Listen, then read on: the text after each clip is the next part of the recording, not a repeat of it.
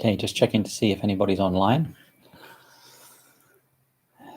It's been a while since I've done any live streaming. Welcome. And I haven't really done a YouTube live before, so I guess we're just testing it out. And thought I would give my followers some sort of forum to catch up, ask any questions. I've been rather busy in the last year, as most of you know, with various things, so I just found myself having a bit of downtime and thought I would reach out and see if anybody had any questions about any of the work that I've been doing, about the photos I've posted, or videos, films, anything at all, really. So, open forum. Leave your comments, questions in the comment section, and I will try to respond to them. Not sure who's online at the moment. It's now 1800 GMT.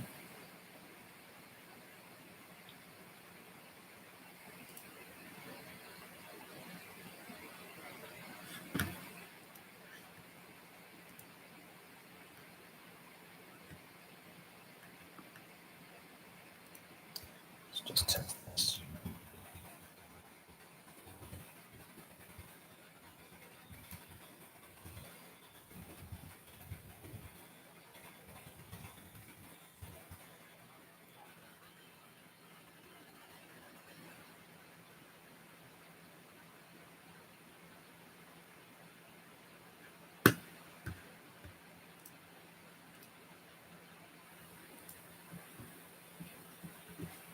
And I'm going to give it about I've got about half an hour, I think, free time.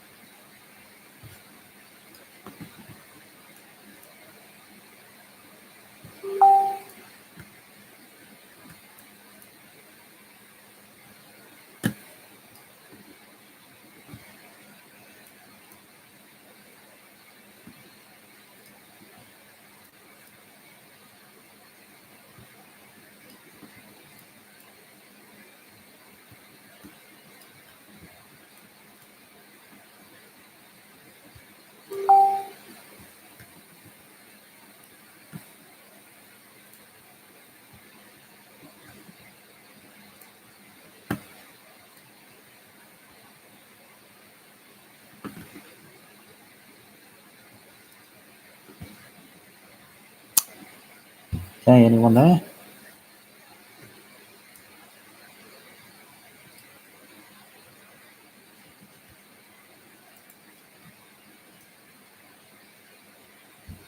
If you've joined the chat, please leave me a message. Hello, Jonathan. How are you doing?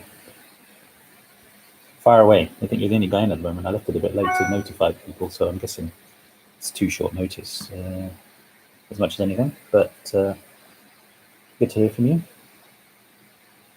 Hope all is well.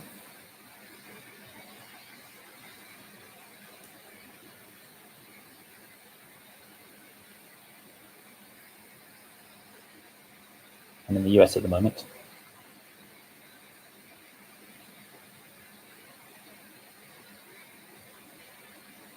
Actually doing some visiting and some other little semi-secret stuff, but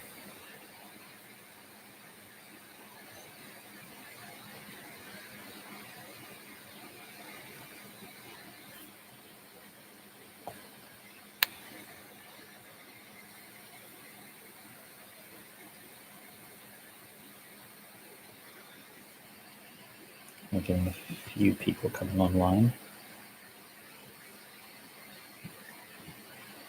Oh, thanks, Jonathan. All right. No worries.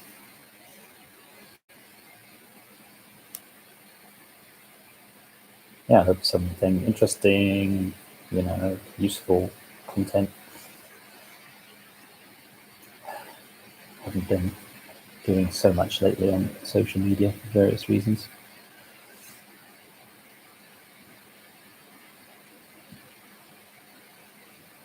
Mostly linked to editing, actually. I'm spending a lot of time editing video. Got a Hawaii film that's just about finished. Short documentary. So just holding that back. At the moment, only patrons are able to view it in film festivals. And clients. That's been taking up a lot of my time lately, so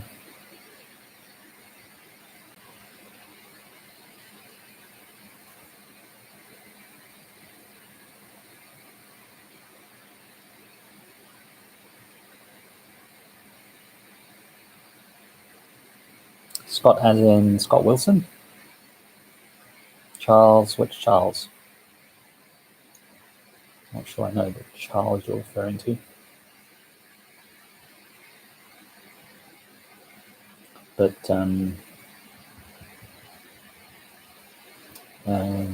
yes, I mean, I am in touch with quite a few people from Hawaii. But I was just chatting to Anthony Quintana earlier today.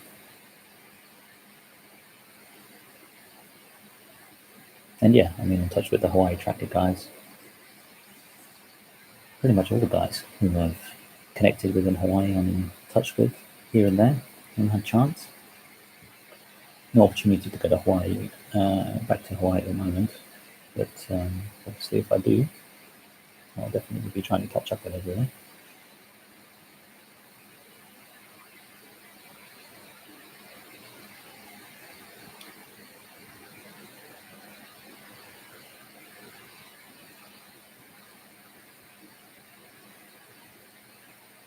Oh, you mean that's Anthony? Anthony did his. I'm not sure when that was actually recorded, but I think he's got a sort of ongoing, long-standing working relationship with him. I think. Yeah, I don't think I know Charles, and I haven't. Did I meet Scott? That Scott? I know about his stream for sure. Definitely seen quite a bit of that.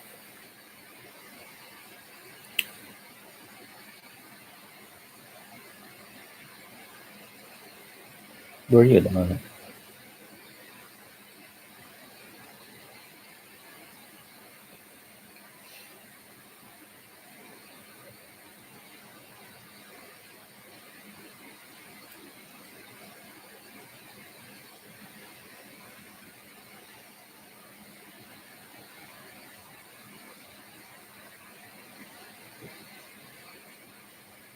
Oh, okay.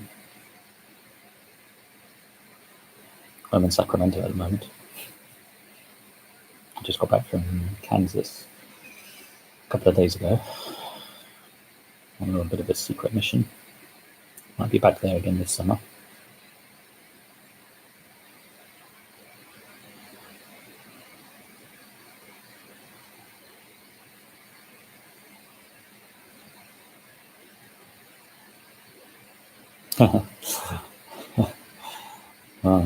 I suppose it's a good thing you didn't move with hindsight, right?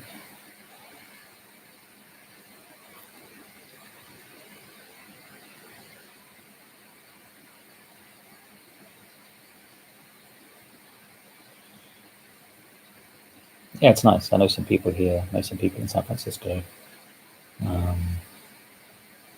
Yeah, so it's been a while since I've been back to the States.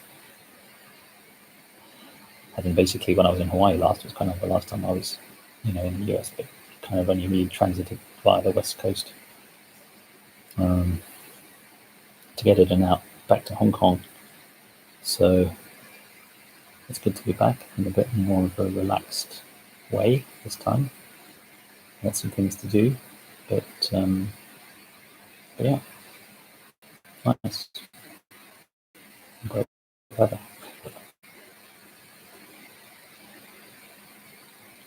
Well, don't let me keep you, sir. If you want to stay on the live chat, please feel free. Don't take any offense if you want to sign off. I'm not getting any other questions, so you've got the floor to yourself.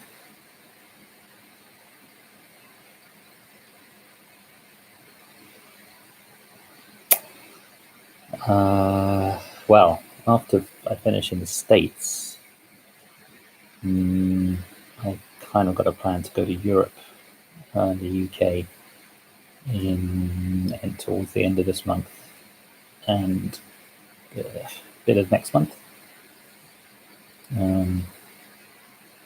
Those are the current sort of travel plans.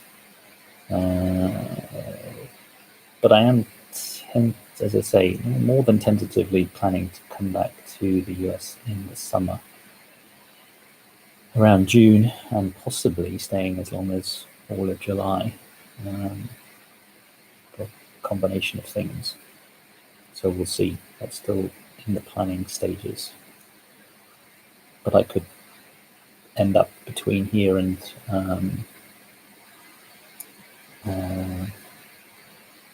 sort of Kansas sort of area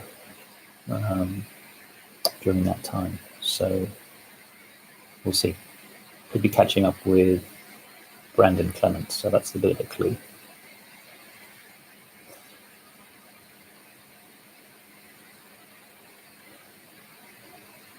That's a clue to only one of the things I'll be doing.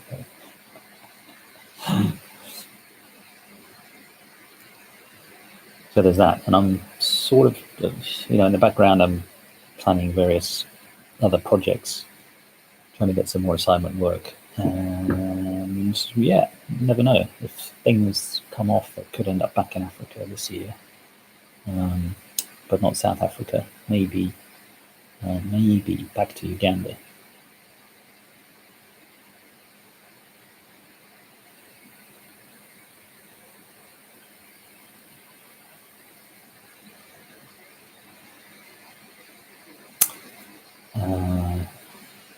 Yes, well, yes, I have. I did some in Hawaii.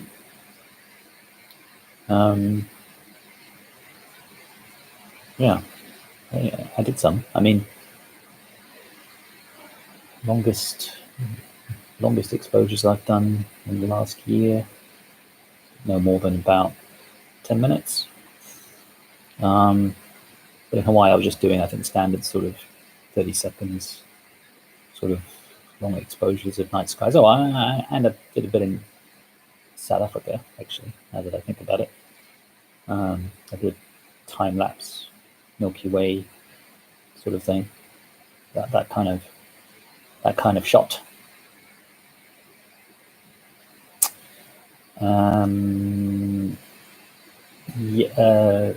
Yeah. Yeah, I've done long exposures in the UK. I've done long exposures in South Africa. I'm talking about sort of within the last sort of 12 months. Obviously, when I was in Hawaii the second time, I did some long exposure stuff on the flow field with Fisher 8, which I posted a few images of those, but some of them were held back because of competition entries. And actually, one of them is still being held back for that reason. So they're progressing, and may have some news about that in the next few months, maybe. But that's part of a photo essay, that particular one. So look out for some news there, maybe, fingers crossed. So yeah, do you have a particular interest in night photography and long exposures? If you have any questions about that, let me know. I just want to chat about it. I mean, I do enjoy it. In fact, I really want to do longer exposures. I want to do like the really, really long exposures, you know, sort of half an hour kind of time frame would be pretty cool, or even longer, maybe.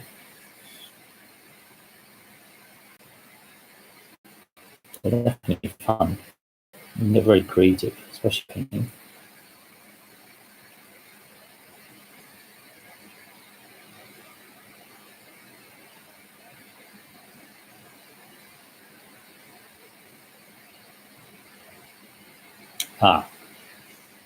So Northern Lights is good. I've done Northern Lights in Iceland, and I've done Northern Lights from airplanes.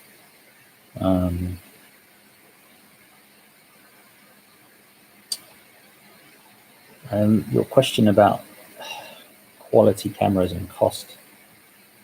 Long exposure night photography to get really good, like, for example, Milky Way shots, kind of needs better quality lenses. So you need faster lenses. It's just one of those areas of photography where you do benefit from good quality glass. You know, if you had to trade off between the glass and the camera, like the camera because of the noise control, I'd still be inclined to, you know, if you had to budget, I'd still be inclined to go for the better glass to get the most light into the lens. So at least an f2.8 or an f1.8, even f1.4 if you can afford it. And yeah, then that would compensate for any noise issues you might have with the camera body being not so good at high ISOs. So I think if you were to push me, I'd say probably have a better quality lens if you had to trade off on cost. So does that kind of help?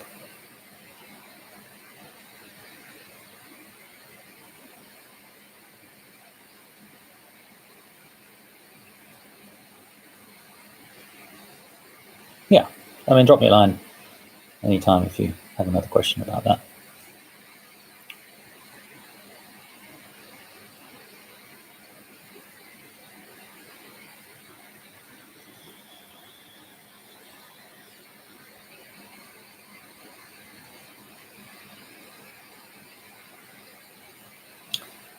Well, heck, Jonathan, they go down to 1.2, and Nikon just released a Z lens that goes down to 0.95, 0.95. So go figure. Obviously, it gets much more expensive once you can get reasonably priced 1.8. But once you get into the 1.4 bracket, the price starts to go up significantly. When I've got a 1.4 50mm fixed, which is quite cool, very sharp, very nice lens. But 50s, you know, fairly tight, even on a full frame. And obviously, it would be, you know, even more crop factor on a crop sensor camera. So, and that's just my choice. I've got a 14 to 24 2.8.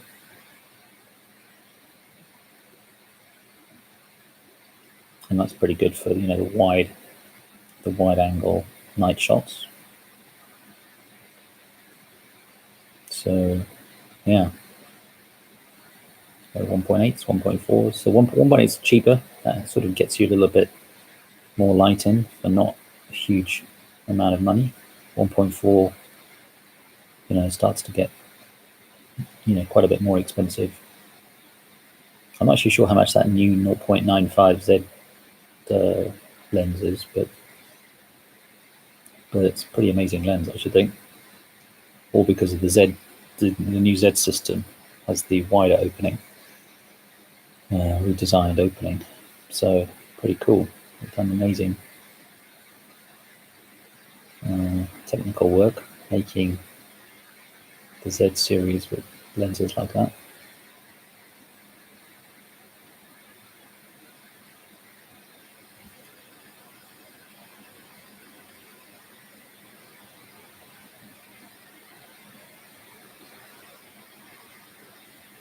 No worries.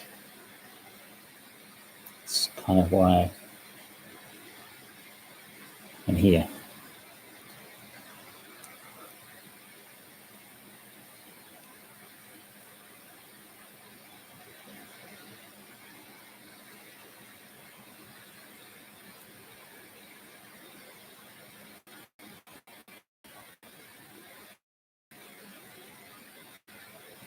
I'm not sure it's possible to bring people on. Let's just see. Oh yeah, they're showing the participants now. Yeah. Not just you. Let me just check if I had any feedback online on Facebook.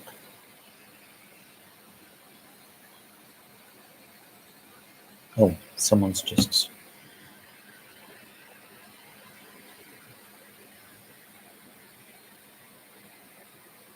Just give me a second. I think someone's trying to join in on the link.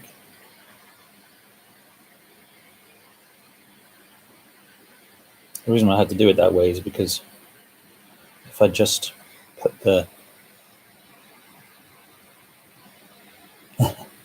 it's fine. I've done them. I've kind of done them before from the field, right? I've always wanted to do more of these kind of live streams, but just haven't got around to it. And there were difficulties with YouTube doing live streams from the field because you need a bigger account to do mobile live streams. So if I want to do it from the laptop, that's the only one I can do. I can't really do the mobile phone live streams from the field. Don't have enough YouTube followers yet. But who cares? If one person comes on or 100 people come on, I don't really care. It's just it's something to do, and people seem to appreciate my streams when I do them. So it's what it is. Thank you for coming online and giving me somebody to chat to. It's good to hear from you. If you just give me a second, though, I've got to pass a link to someone who wants the link.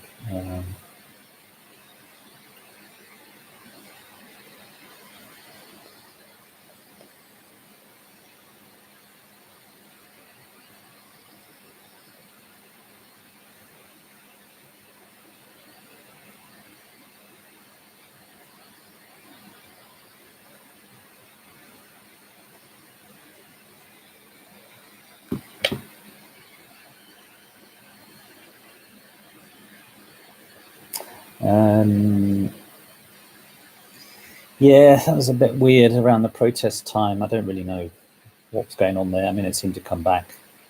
I just don't know what to trust over there, really, in terms of government intervention. In Africa, yeah, unfortunately, in the field, it's really, really almost impossible to get live stream from the bush. I mean, those guys, I think Nat Geo sort of does it, but they have resources and they can invest in mobile stations and create triangulation kind of setups, or maybe satellite links. I don't know how they do it, and they can do these great live streams from the field, but that takes infrastructure and a lot of money, which the average content providers like myself can't really justify or afford unless we get the support from subscribers and patrons, and then I do it. I mean, for sure, because presenting from the field is something I really quite enjoy doing. I can give a lot of value to that. I can teach a lot of things from the field. I could do photography teaching. I could do, wildlife sort of appreciation sort of stuff. All kinds of things. And obviously bring people into the environment, which just would be so cool, but somewhat of a logistical challenge, and the cost as well as a barrier. So, these are for the remote play. I mean, if I found places that had usable interconnection and still had access to wildlife, then I'll do that. I'll also do that. But typical African bush type safari situations, very hard to find places that have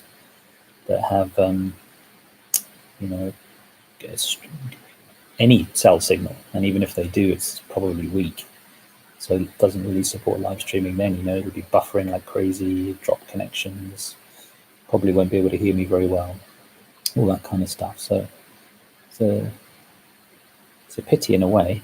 Although if you're just there to enjoy nature, then it's probably good to not have the connection. But if you're also trying to live stream and bring people into the experience with you, then it's not ideal, unfortunately.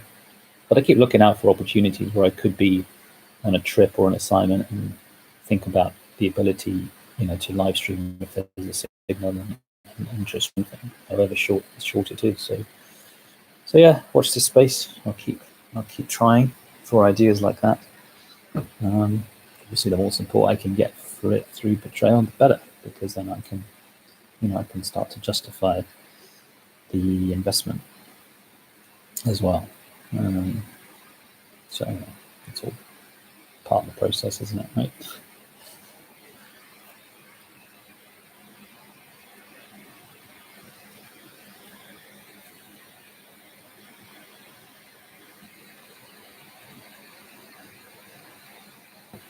So I was just trying to see if there's a way to bring people into the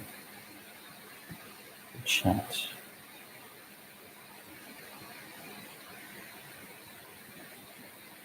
I'm trying to think if there's a way to do audio in the chat. I don't think I can get your voice into this just by text. Yes, that's right. That's right. I flew from 1997 to about 2014 as a pilot. First as an instructor, and then as part of my training, commercial training for an airline, and then moved to the airlines. And been flying big jets for 15 years. All Boeings, no Airbus. Do the jumbo 747-400, 757, and 777 variants. Mostly long haul. That's right. And a very long story why I'm not doing that anymore. But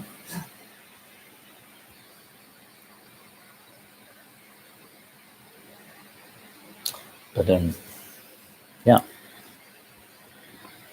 So you can ask me about planes if you like. I still remember a lot about my aviation career. So yeah, lots of stories from my flying days, that's for sure.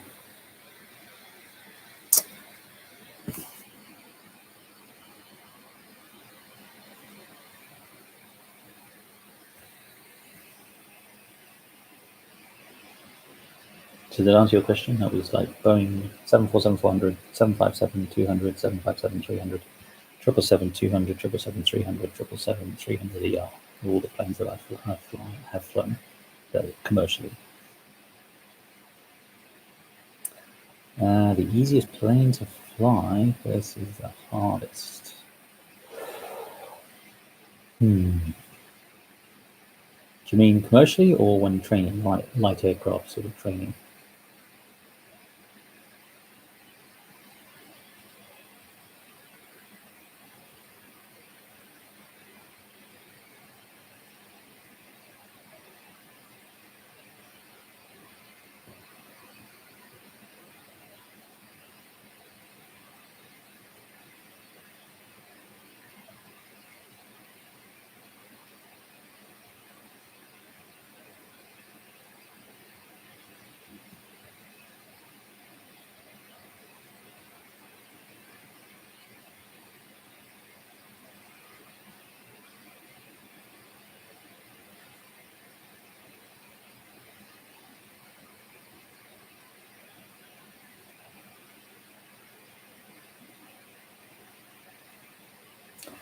No, 757 was the first commercial plane I flew, and then I flew the Jumbo, and then I flew the 777. So out of all of them, I suppose the one I enjoyed flying the least from just a piloting perspective was this 777-200, smallest version of the 777. Didn't really enjoy landing in it.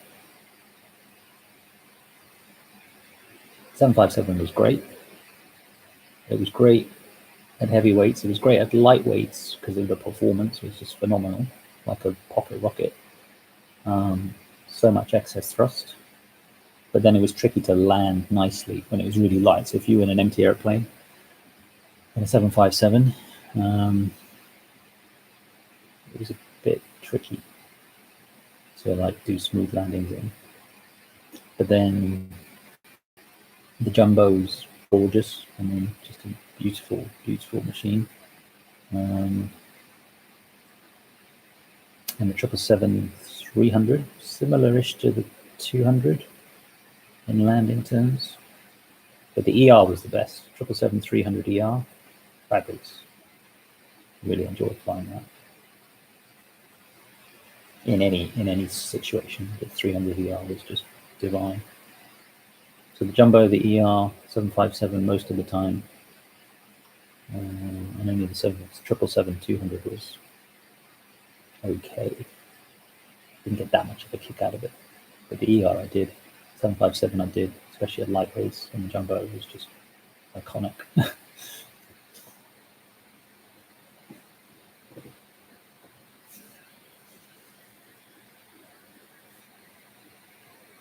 And 777 with those enormous engines on the ER version, absolutely amazing, just breathtaking. Every time I did a walk around on the 777-300 ER, I just would marvel at that engine intake.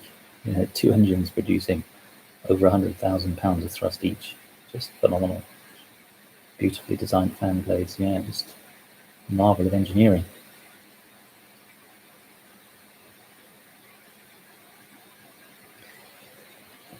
Yeah, well, I mean, I got selected in a sponsorship, so I got my training basically paid for, but those are really competitive, very hard to obviously get into. So, you know, I think if I hadn't got a sponsorship for my training, I'm not sure I would have become a pilot, to be honest.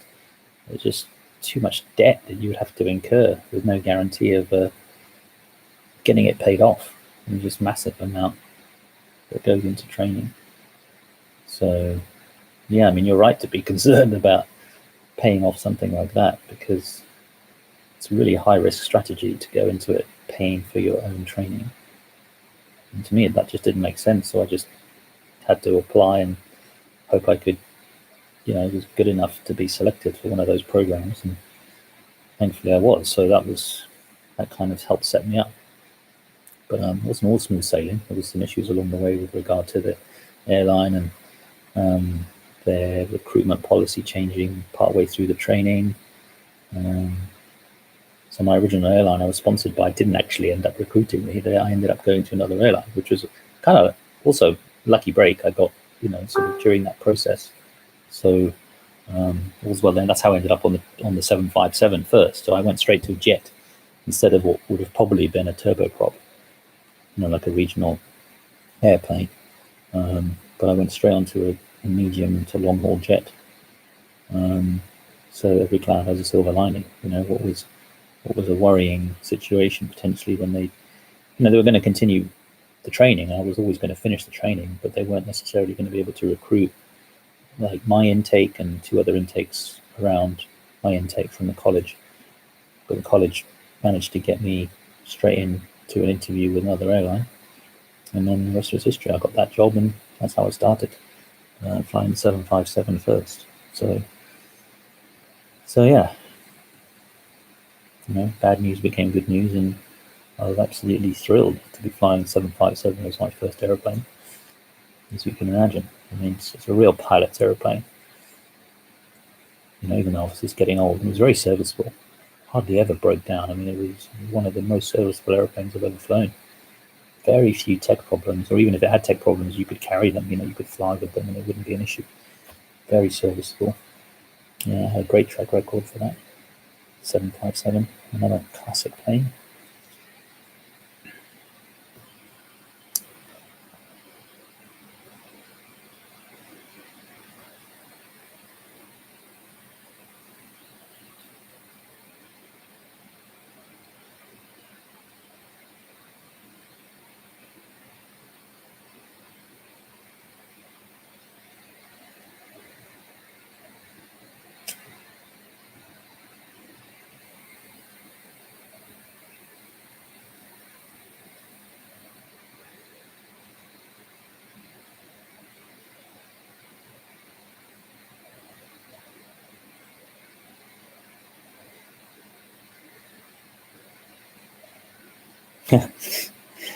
I'm glad you still have sort of good memories, from that time. It's like what, it's nearly 2 years now, isn't it, since we were caught up in those crazy times, huh? And you look back on it, you have time to reflect, and you do realize that you were involved in something pretty historic. And that when you're there, for all the hassles that we had with people, trying to, I don't know, get us out or stop us, recording what was going on, and just not just us two, everyone else, as had trouble getting access to various areas. And at the end of the day, if we didn't have that footage and that documentary evidence of the time, for all that the USGS and HBO did with their own documenting, there's still a lot of stuff they missed, and we got stuff that wasn't recorded by anybody else. And I think just purely from a historical perspective, I'm glad we recorded as much of it as we could physically handle. I mean, it was exhausting for me, and I kind of wish I had an assistant, and I kind of wish I was able to get to even more places than I did. Just because if you're there, you want to record it because it's historic and it's not going to be repeated, and it's changing all the time. So it's obviously great to be able to share it through live streaming, and just in continuation, over the last year and a half as I go through the archives and with my footage, I just think it's important. It's just important to have. It almost doesn't matter. It doesn't matter who it was who did the recording of those events, but as long as it got recorded, it's kind of the way I see it. From a journalistic point of view and a historic and historian point of view, I think it's important to have. And I think, I don't know, authorities get a little bit OTT with that. If somebody's prepared to take their life into their own hands, then to get this stuff, and it's not going to affect, first responders, then I think we should be able to get on and do it. I think most of us are pretty responsible. We're not out there. We're not going to take unnecessary risks.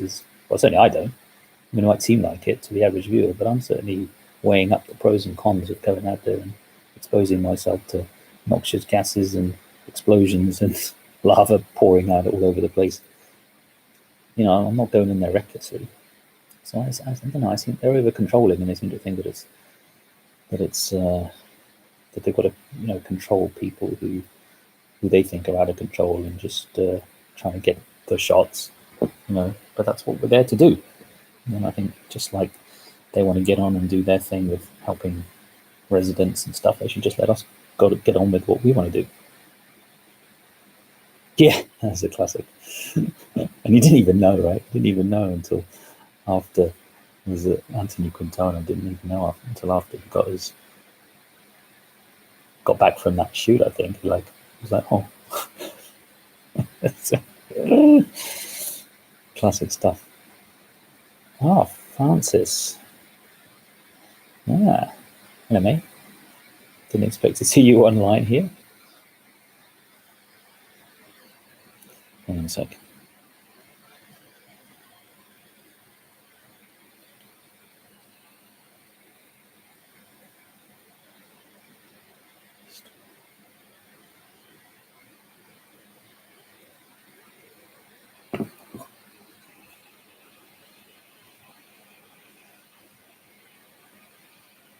Anyway, I've only got a few more minutes I can stay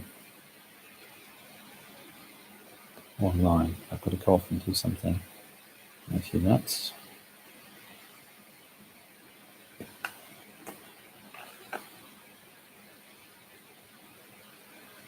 Yes, he's got a Rusty shirt. Awesome. You should send a little picture of that. I'd like to see that. DM it to me. That'd be cool to see. So actually, of course, I remember Rusty. He's actually. I'll let you do a little secret. He's referenced in my documentary, in my volcano film. So I've tried to immortalize him there.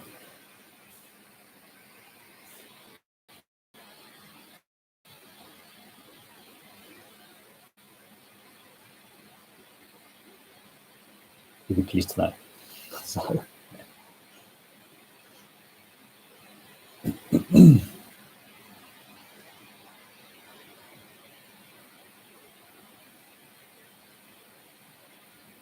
Yeah, he is a legend, and he deserves to be remembered, right?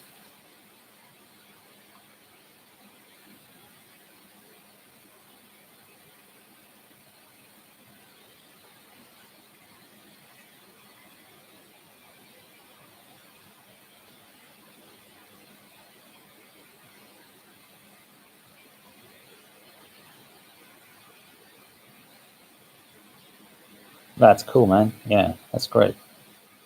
Go.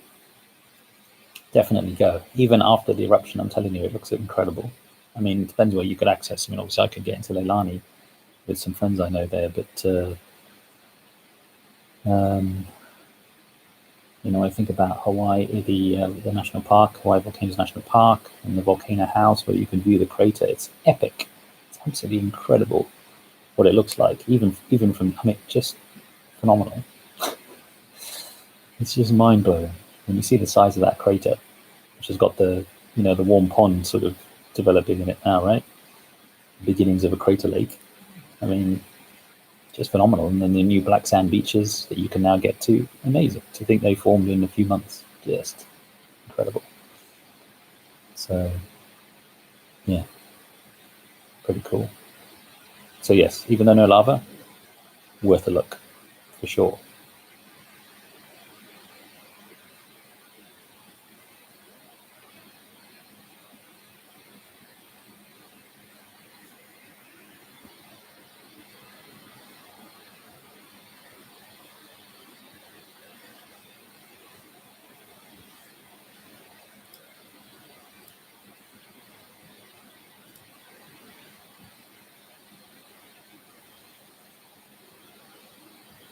Oh, the other thing you'll notice is the air quality. I should say there's something else. The air quality on the rest of the island is pretty amazing.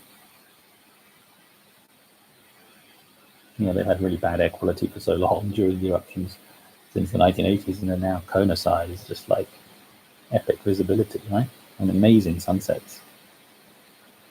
Yeah. Well, west side of the island's pretty nice nowadays. And then I went flying with Scott Wilson, and it took me a 3-hour flight around the island, and that was amazing too. So yeah, plenty of good things to do and interesting things to see, even if there's no active lava.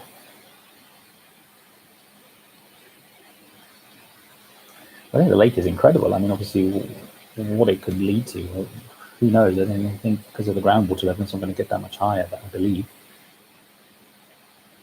Yeah, nice sunsets because of the vlog, and now with the improved visibility, you're getting great sunsets without the vlog. So just different, I think, is kind of what I really mean. And obviously, the air quality is just better now.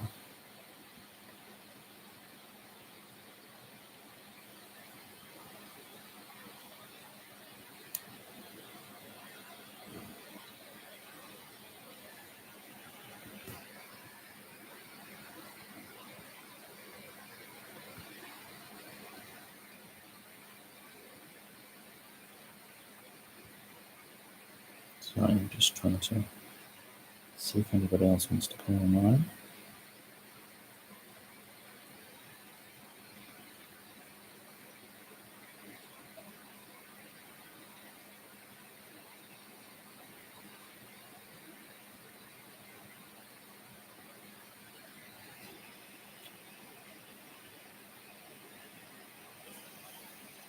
Okay, a couple more minutes, and then I'm going to have to sign off. And I'll try and do some other ones, maybe with a bit more warning. I think if I post enough times that I'm doing it, people might start to get more interested, hopefully, and then you get a few more people online. But thanks, Jonathan, for coming on and having a good little chat. Really appreciate it. Yeah, that was good. That's good. That's exactly what I was kind of hoping for. And you got the all to yourself, which was great. So I'll keep looking for opportunities, definitely, to do another one. Yeah, well, just more in general. So I think what I'll try and do though is try to give a little bit more advanced scheduling notice. I think that might help people. But it's hard. I can't really post a link. If you post a link, then people don't see it on Facebook. So I have to kind of post sort of notification and then tell people I can give them the link later, which isn't ideal. And through Patreon, it's okay as well. I'm thinking of doing it through that, but of course that means subscribers need, will be the ones who have access. But there's a way to do it through my Patreon. So, that's a way for people to definitely get notifications. So, just experiment with different things.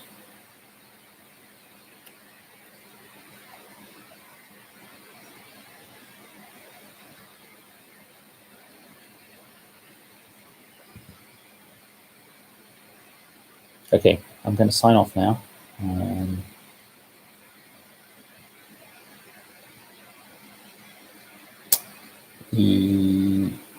Yes, but that's yes. So that's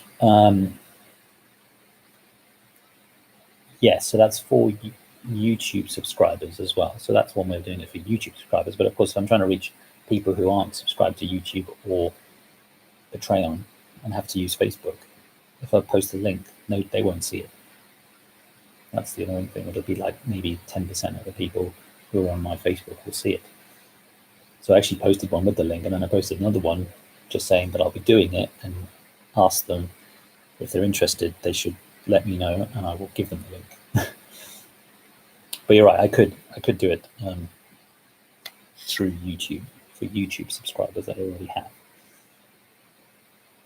and schedule it like I scheduled this one. I scheduled this one like 20, 30 minutes ahead, and then posted it to YouTube, to Facebook. Every day's a school day anyway, learning how to use all this stuff.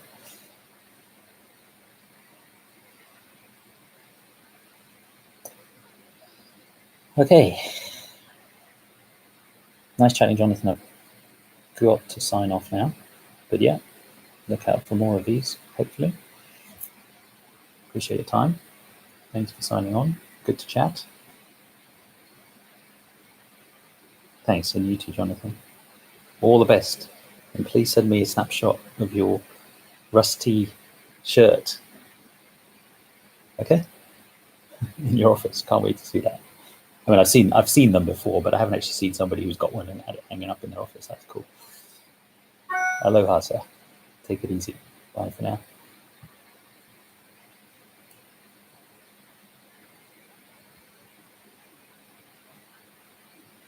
And Francis, if you're there, didn't hear from you, but thanks for signing on. Hope all is well in Hong Kong. I'm in the US at the moment. Bye.